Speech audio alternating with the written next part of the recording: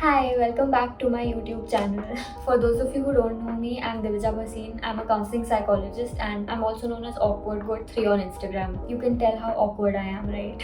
I haven't really made any YouTube videos in a while now because honestly it takes too much effort, and I'm someone who grew because of Reels, and Reels do take a lot of effort as well, but then not as much as YouTube videos. So it's a bit hard to make the transition from making 15-second Reels to making like a full 10-minute long YouTube video. I have a lot to say though on a lot of things, so I do like making YouTube videos. It's just that I'm not used to it. So today I'm going to be talking about this thing that I think a lot of people experience, but I honestly don't see anyone talking about it, and that is PMS, which is premenstrual syndrome. Now you'll be like, why is a psychologist talking about PMS? Well, it's because PMS is part of our mental health and it happens to a lot of people. According to research, 3 out of 4 menstruators actually experience PMS, which is a lot of people, by the way. So what exactly is PMS? PMS is the time before your period when you might experience a lot of weird symptoms like breast tenderness, mood changes, depression, feeling really tired all the time, feeling unmotivated, headaches, digestion problems. Basically every symptom that you can ever think of. So what exactly happens during PMS? Well, there's like all kinds of symptoms, like physical symptoms and emotional symptoms that can actually affect your mental health. You can have headaches, stomach aches, body aches. You might feel really tired. You might feel depressed. You might even get depression in the specific amount of time just before your period. You might get really angry. You might fight with everyone. There's basically all the bad things that could happen to you can happen during your PMS. PMS usually happens because of hormonal changes and it differs according to every person. So maybe I experience really extreme PMS, but you might not experience anything at all. It just completely depends on the person. For a lot of people, PMS actually has a really bad impact on their mental health. In some cases, it is so extreme that it can even be classified as a disorder, which is premenstrual dysphoric disorder. So extreme that you're not able to go about your day-to-day life because of the symptoms and how bad they are. I'm pretty sure a lot of you haven't even heard of this PMDD thing because not many people talk about these things. You know how periods are a taboo, so not many people talk about these things, and that's why you might not have heard of PMDD before. Now I'm going to talk about my experience with PMS. And I feel like I'm one of those unlucky people who experiences all kinds of extreme things during my period and before my period. For me, earlier it used to just be breast tenderness and slight moodiness, and I would just argue with people who love me and stuff.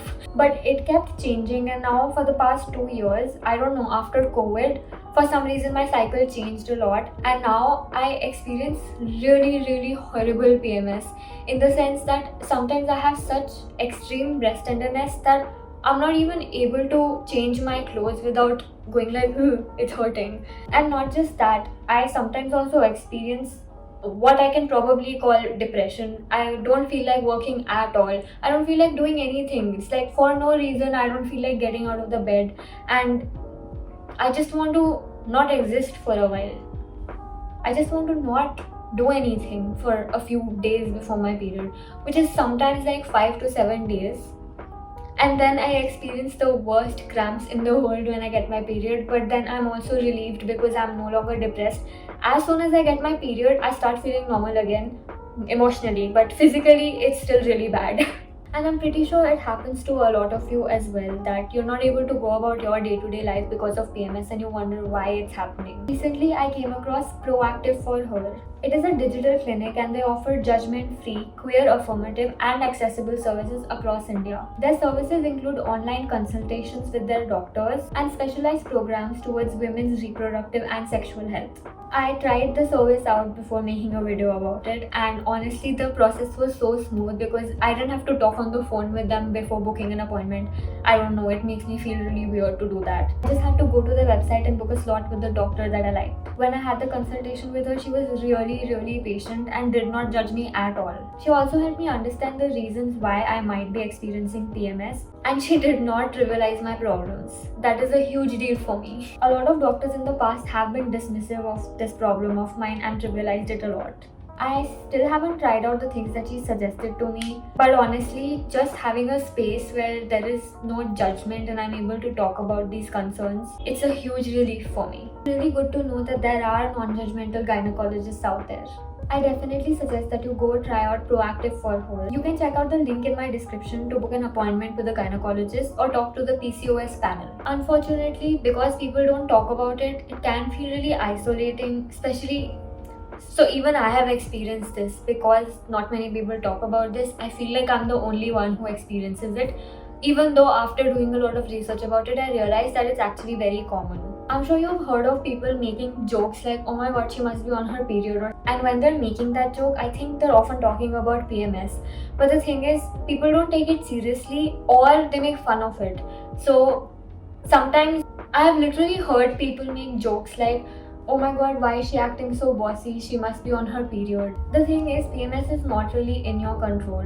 Just like a lot of physical problems and emotional mental health problems as well. And sometimes people think we're doing it for attention or something, that we're exaggerating. But trust me, sometimes the symptoms are so bad that a person is going to react. It is a normal reaction when they're experiencing so many symptoms. Trust me, I know that it's not in your control. I know it's not in my control either. I'm a completely different person when I'm PMSing. It's ridiculous. I mean, I literally had to tell my loved ones that please be careful, I'm PMSing right now. And now thankfully they all understand and they're very supportive. So if they can sense that I'm acting a little weird and like fighting a lot, they know that I'm PMSing and they're like, okay, Devija, you're PMSing. And I'm like, okay, yeah, I am. So this is one way I've been dealing with it. One way I've learned to deal with it is by telling the people around me that I'm PMSing and be careful around me. It's such a weird thing that I have to do, but every month I have to tell them, okay, I am PMSing, like beware of what I'm saying and don't take it personally. When I'm in the moment and I'm feeling really overwhelmed emotionally, I tell myself that Devija, you are PMSing, this is not you. And that actually kind of helps. I still feel overwhelmed, but I try not to act on the thoughts that I'm getting. I get really unreasonable thoughts. I also eat a lot before my period. When I'm PMSing, it feels so bad sometimes that I end up eating a lot of junk food, which kind of makes me feel worse and also better. I don't know. I have been to a lot of doctors, all kinds, and they have often said things like it's not a big deal or go and exercise more. But the thing is, those responses don't really help me. In fact, I feel worse. I feel like I'm some sort of weak person who's not able to manage her PMS while everyone else can. Such experiences made me realize that there is a huge need for a safe space for menstruators to talk about their problems without getting judged. On top of that, it is so confusing to find a doctor because there's so many out there. I think it's really important that people should have a positive experience with medical professionals, especially when it comes to these things that not many people talk about, because one judgment can actually stop someone from going to seek the help they need.